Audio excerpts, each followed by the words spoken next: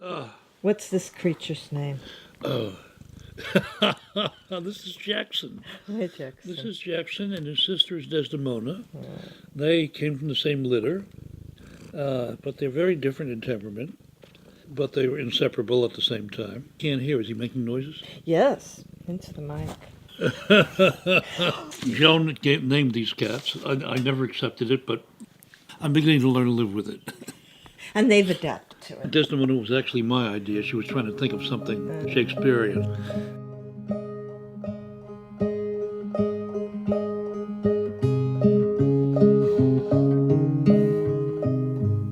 This is Phantom Hampton. Phantom Hampton is the podcast with stories from where the rest of us live. Some of these episodes were produced with the assistance of the Amagansett Free Library. You'll hear the whistle blow 100 miles.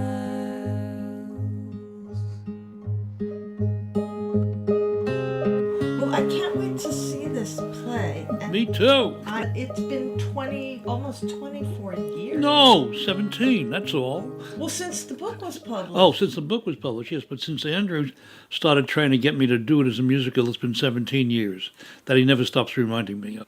The addition of Jeffrey to the combination is what really has made this work. The three of us, we've been working relentlessly, but it really is a love feast, and we adore working with each other, and we balance each other off beautifully, and we're having a ball.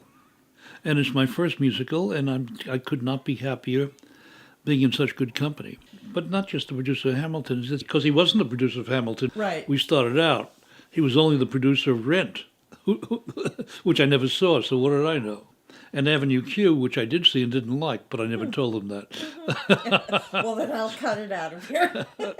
Anyhow, I think it's okay now. You can't talk about The Man in the Ceiling, otherwise that would give away everything. Is that Well, I can correct? talk about it to some extent. What It's the about... man or who the man in the ceiling is. No, I'd rather not. Right. I'd That would rather be a not. giveaway, yeah. Yeah, but it's about these two characters, primarily Jimmy, who's this kid who wants to draw cartoons and is continually frustrated by a father who is displeased by his ambition, and by the star boy in the neighborhood who can do everything and anything and decides he wants to write comics and draw comics, except he can't, so he's going to get Jimmy to do it for them.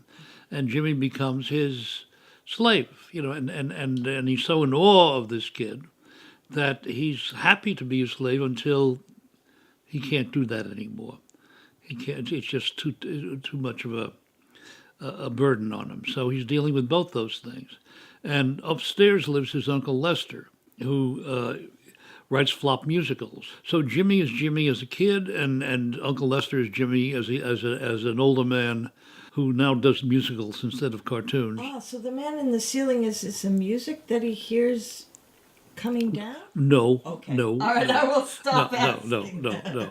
Okay. But Uncle Lester has always had flops, and now and continues doing his work. In any case, so it's a book about how you deal with yourself as a human and as yourself as an artist when the results aren't what they're supposed to be in the world that you live in.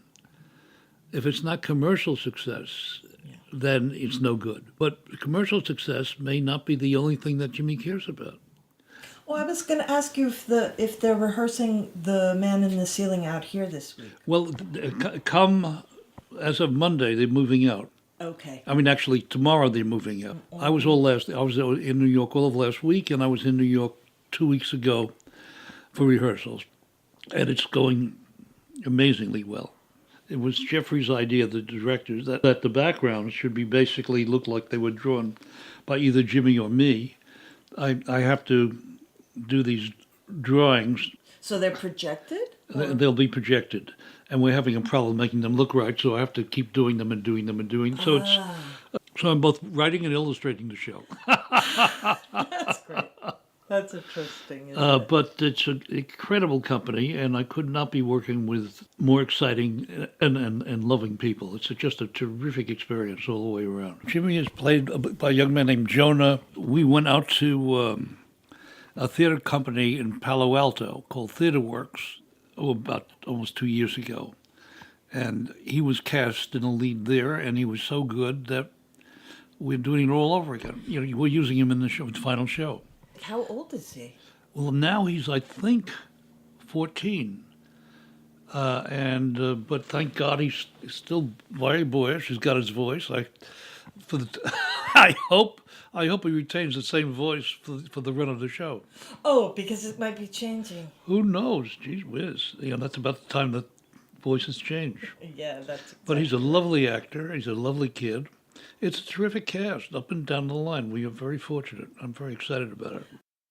Will you read that passage As Jimmy saw it, he had no other choice but to grow up to be a great cartoonist. Only that would make up for the awful burden he bore in the present, because in every way that counted, Jimmy was a flop as a boy. That is, in every way, autobiographical. That's true of Jimmy, and it was absolutely true of me as a kid, or as I saw myself as a kid, because my eyes had different mismatched sightings, so I couldn't catch or throw a ball. I didn't know where the ball was. All the skills that you need as a kid are generally athletic in order to be accepted as a kid. And this was the Great Depression years. Since nobody had any money, the only thing that they had to show what they could or couldn't do was athletic ability if you were a boy.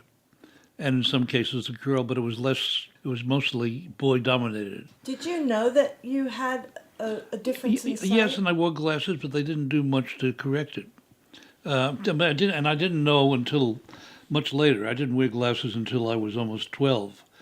And from the time I was 4 or 5, kids start throwing a ball and catching a ball at an early age, and I was just lousy at it. If you wanted to talk to me about failure, about what it meant to you as a kid and what it means to you now in relation to The Man in the Ceiling, because it seems like you've done an alchemical thing here for the play.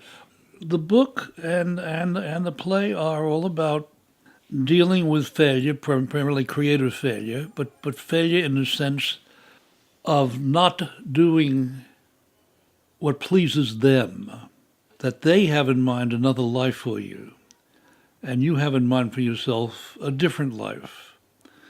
And it's putting together a life that is going to make your adult life livable, despite the fact that you're not doing it by the rules of the people who count, namely everyone else but you. One of the things I noticed from boyhood, and I've noticed as a parent, is that, or for that matter as a teacher in later years, there are so many things that are taught young people about what they can't do and shouldn't do, and there are so many don'ts.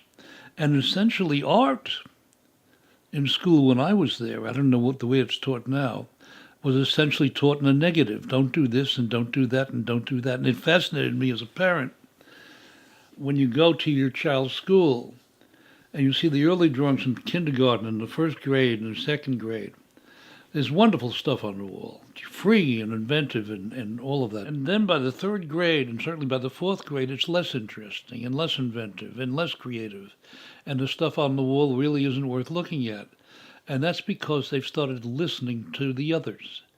They've either start listening to other kids who are they're in some cases they're rivals or their friends who give them advice, or they listen to the teachers or their parents, and whatever it is that they have inside of them, when it's not, I'm pointing to the head, but it's never in the head, it's in the gut. Right. What they have in the gut is modified and then, in a sense, compromised fatally by all that good advice that kills you. It doesn't sound like Jimmy listened. Jimmy does listen, but he's not told anything he can use. Jimmy listens to Charlie Beamer, the star athlete. Yes.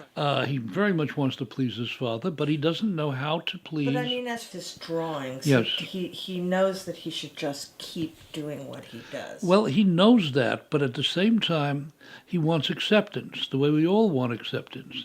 And he wants to split it so that he pleases them and he pleases himself.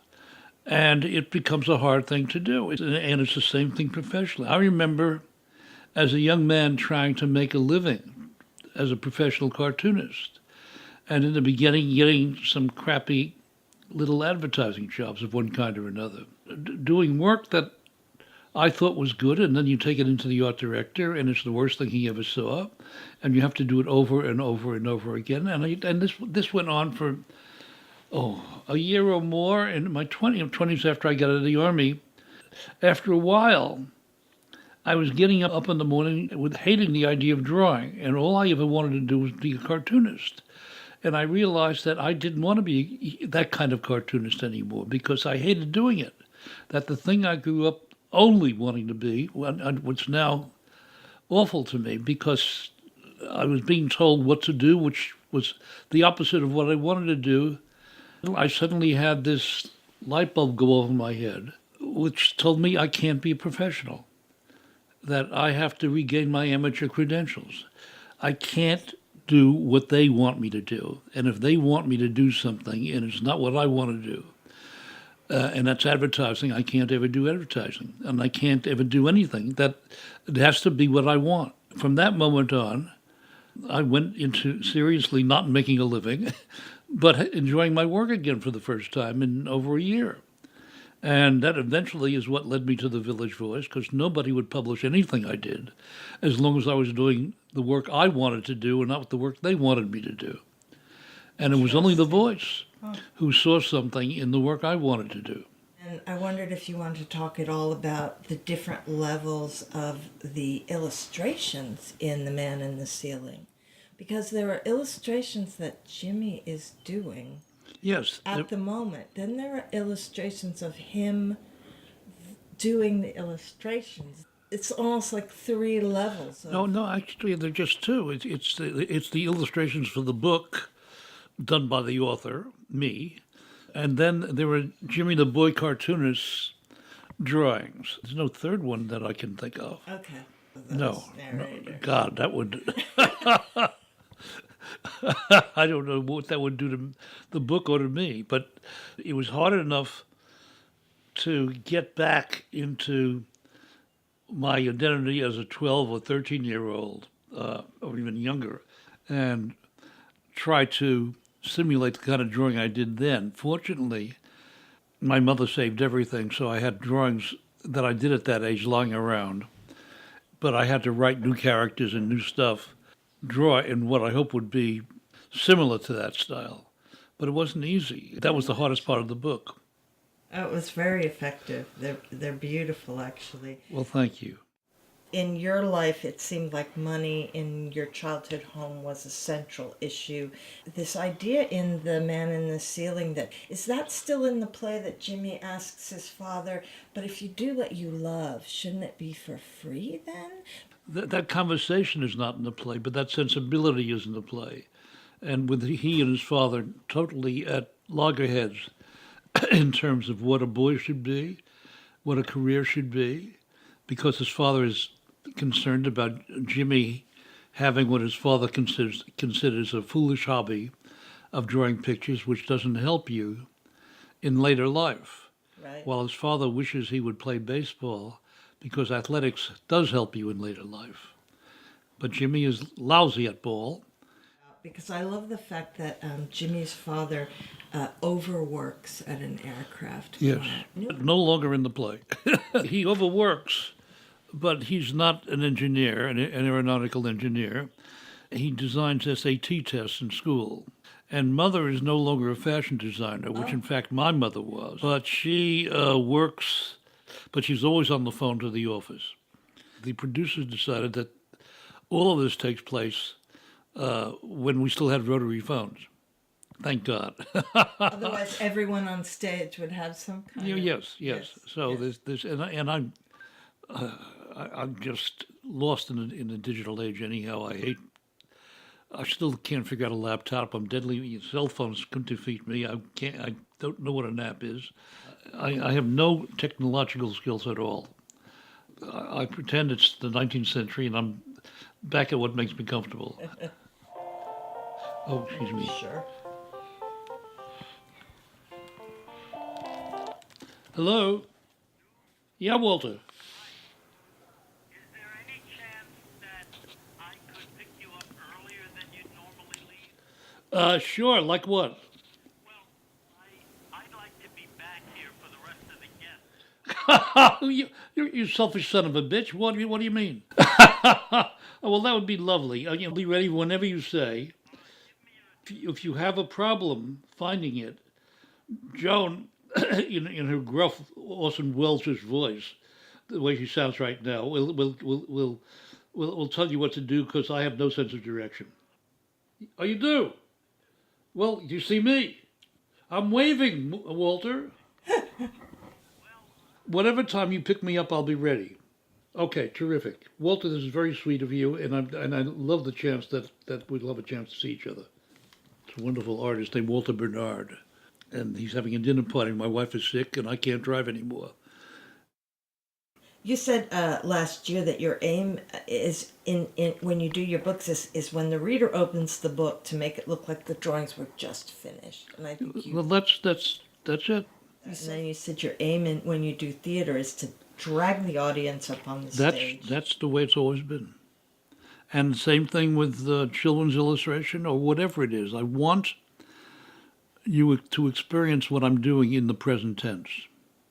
Well, this is what was so exciting listening to you. It seems like you're in love with process, and somehow you have the confidence not to have to figure it all out, how everything ends up, and to trust your process so that you can, there's joy Well, in because I learned over the years, and it took, it took 50 or more years to learn to leave it alone and not control, to be a lack of control freak or a loss of control freak.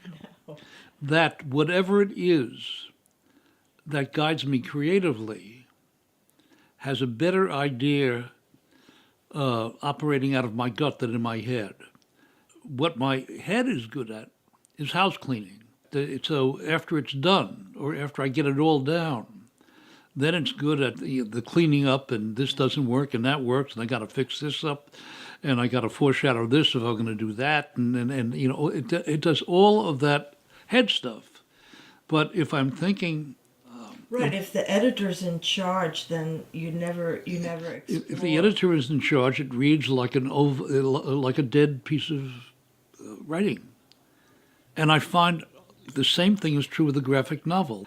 The way I sell these graphic novels is I write a script first, which is some cross between a play and a screenplay. And you do it in script form, with the character's name and no pictures, just, and describe the action. Mm-hmm. So it's like a treatment for a graphic novel. Well, but a treatment is not in complete detail. This is all the words, all of the actions described. It's like a screenplay, more likely TV or cable because it's full of dialogue in a way that film doesn't have as much of. Right. And once I have all that down to my satisfaction in 2, 3, 4 drafts, whatever it takes, I give it to the publisher. That's what I get the advance on. Okay. And then I start drawing it. And as soon as I get to page 1, I realize I have to rewrite the whole fucking thing. Because they start because doing I'm doing things that you didn't expect. Yeah, well, because the actors, the director has a different idea. The actors don't want to say that or shouldn't say that. And it's all totally schizophrenic because I'm all of those people. Right. But as the writer, I'm being trashed by the director, who is me. That's right. Oh, who rewrites my lines. do you follow the artist William Kentridge, the South African artist? No. He does these amazing videos of himself in the studio arguing with himself in the creative process. As I said, I'm not a technical. I don't know how to access any of this stuff. I don't know how to do Yoo-hoo or Ulu. I can't do any of that. And when But people you have a big screen to watch. well, it yes, on. but I know how to get television shows, Right. and I know how to get cable shows, and I know how to record something.